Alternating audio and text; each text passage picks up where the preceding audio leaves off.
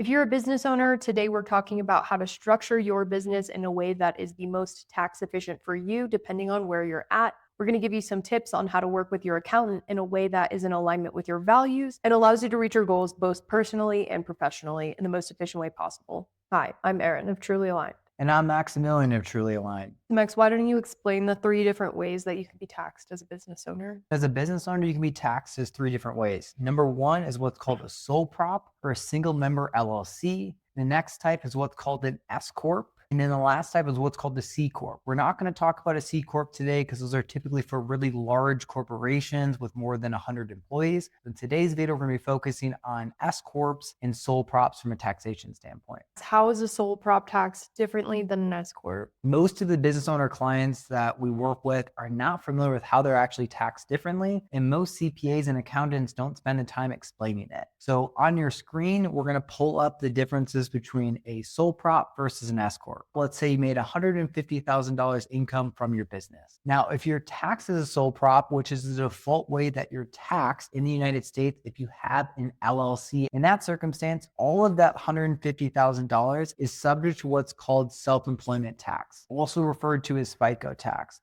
which works out to 15.3%. The big advantage of an S Corp is that you can determine to have some of your income taxed at that self-employment tax of 15.3%. That's referred to your W-2. And the remaining of your income can be taxed as a K-1 distribution, also referred to as an owner draws or pass-through income. Max, when does it make sense to move from a sole proprietorship to an S Corp? Everybody looks at it a little bit differently, but most accountants will recommend that if your income from your business is at least $50,000 a year, that's when it can make sense to be taxed as an S Corp. And what's the process for moving from an LLC to an S Corp? So you're not moving your LLC. What you're doing is you're just determining that you want your LLC taxed as an S Corp. As I said before, if you have an LLC, your default tax is what's called a sole prop taxation, or also referred to as a single member LLC. So this is very important to understand that your LLC is a legal document that you've created with an attorney, and that declares that you have a business versus the taxation is something that you declare with your accountant to the IRS. These are 2 separate declarations.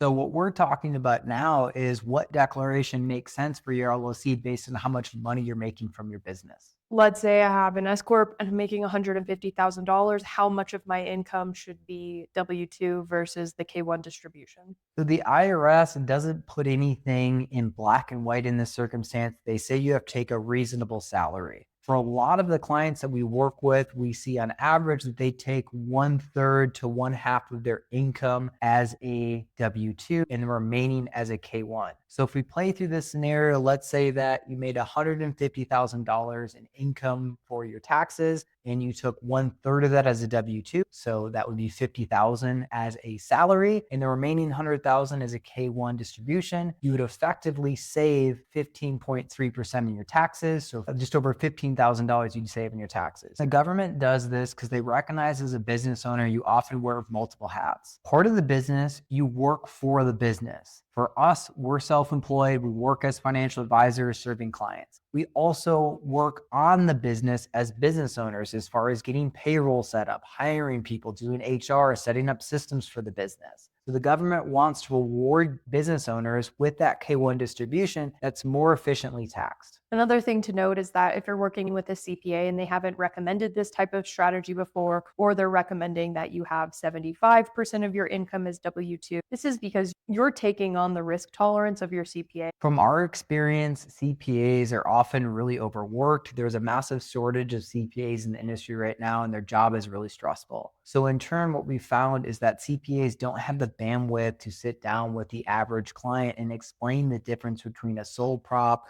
versus an S Corp when it comes to taxes. And often CPAs have a tendency to be a lot more conservative when it comes to your taxes versus potentially yourself. So it's really crucial to be working with an accountant that's willing to sit down with you, that has the same risk tolerance, and actually figure out a tax strategy that makes sense for your situation, because they can help to determine what the ratio of W-2 to K-1 that makes sense based on your specific situation. And this video should not be considered tax advice. Work with your tax professional to determine what strategy makes sense for you, and also work with your legal team to determine what strategy makes sense for your circumstance. Until the next time, stay aligned.